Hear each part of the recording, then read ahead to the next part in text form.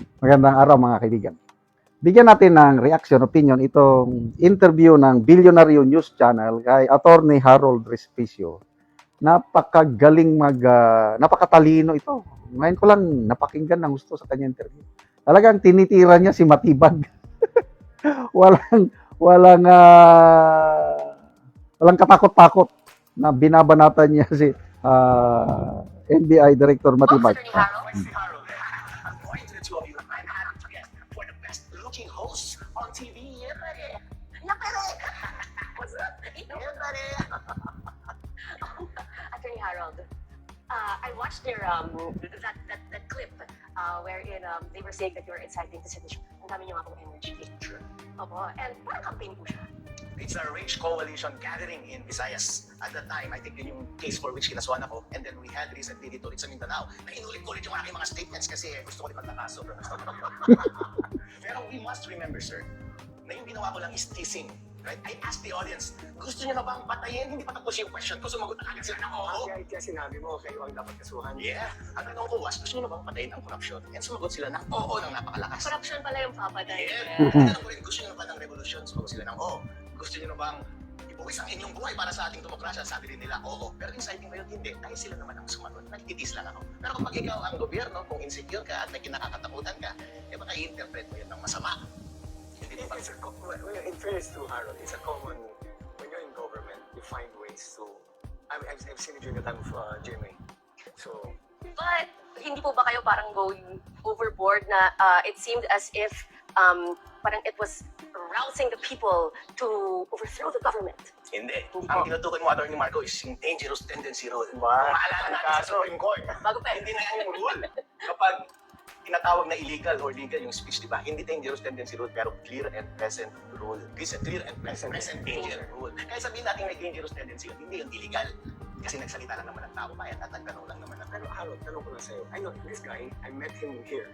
And I was here, when I was asked to host, and I was very, very impressed with his boisterousness. So I told him, you've got so much promise after the show. Ateneo na po siya. I nailed Opo. siya, but I said that he had so much promise. At the time, he was a Marcos supporter. But regardless of what's political Yung meeting ba? I got disenchanted because of the corruption issues that came out. I had to take a side.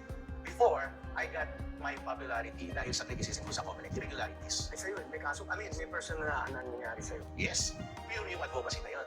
Pero nung dumating na yung corruptions of flood control projects and people were calling for the Harold's name, but hindi ka nagsasalita, I had to take a side. My options were only side with corruption, not side with corruption, or be silent. Yung being silent, hindi na yung option sa akin. Kasi being silent is being complicit. But there's a side naman that you don't have to side with either or you can speak about corruption.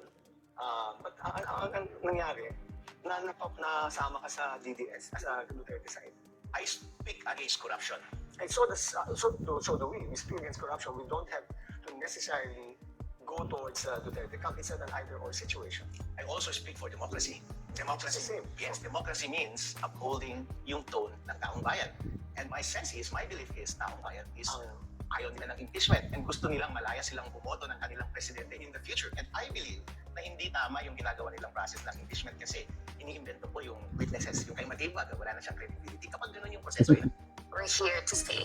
Yeah. Kaya, binibira niya si Matibag kasi sasampan daw siya ng kaso inciting to sedition. Sige, sampahan niyo ako. So, nakikita ko dito kay Attorney Harold Matibag na Harold Respicio. Ano ito? May future ito sa walang katakot-takot.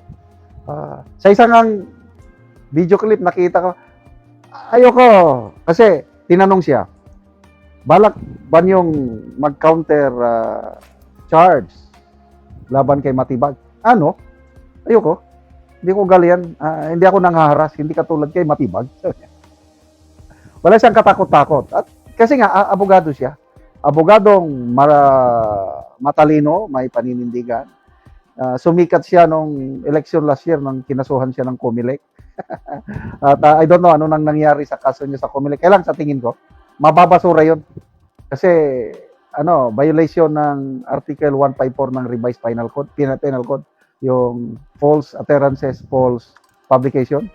ang ingredient nito, ang batas, nagsasabi, dahil sa statement ni Attorney Respicio ay nagkagulo ang bansa. Ang tanong, nagkagulo ba dahil sa statement niya?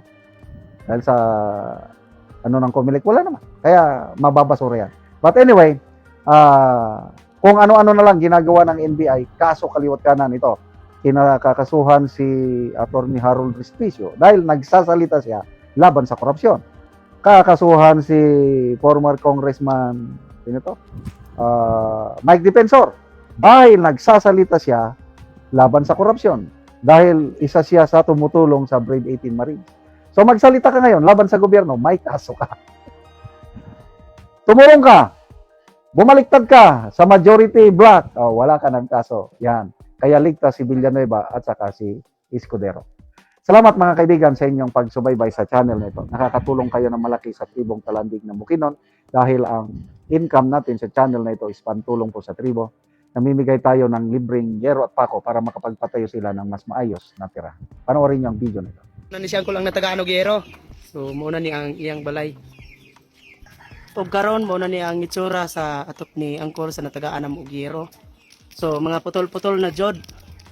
O gipangbutangan na gani og mga kahoy kay kung mag-ulan magtulo na. So nakita gyud nako nga kining atop ni Angkol kuha na gid kayo. Pulihan na nagyud. So kinahanglan gyud nila nga mapulihan ni. So kara na gid kayo nga mga yero. O karon ante Angkol, pila na ni katuig ang inyong balay nga inani na ang itsura sa inyong atop nga yero? 12 na katuig. 12 na katuig. Sa kadugayon na sa inyong atop nga nagantos na gid mo sa ulan. Nga naman sa 12 na katuig ante nga wala gid mo nakapalit og yero nga aron mapulihan ang inyong atop. Tungod man gud sa pagkawalat una mo magtrabaho ni sa yuta nga bisan abuno na galisid tubig gihapon unya dayon plano unta namo nga gayuhon gali pero wa magyud na mo ika-afford na kaya ang mga anak estudyante wala siya nga murag alanganin gid kami bisan pasalamat ako karon nga ana ay bisan og gamay panabang dako na sa amo pagpasalamat nga sila kamo ang giagian og mga panalangin nga nakaabot din sa amo. So nagpasalamat kami sa sponsor ni Andy karon sa among napaypuslan nga sin among gipiyal sa amo. Salamat kaayo. Among pasidungog biya kaninyo nga inaot unta nga magmalampuson ang mga katuyuan para inyong gihimo karon. So, unsay trabaho dai nimo Kol? Gapanguma. Farmer mag-uuma lang gyapon. Oo, so pila nang imong edad Kol? 66. So alanganin na gyud ang imong pagtrabaho. Oo, sa katigwang una. Ikaw ante, pila na imong edad? Wala ko sa sinta. 60 na. So pila ang inyong estudyante nga ginasuportahan sa pagpa-eskwela? Upat.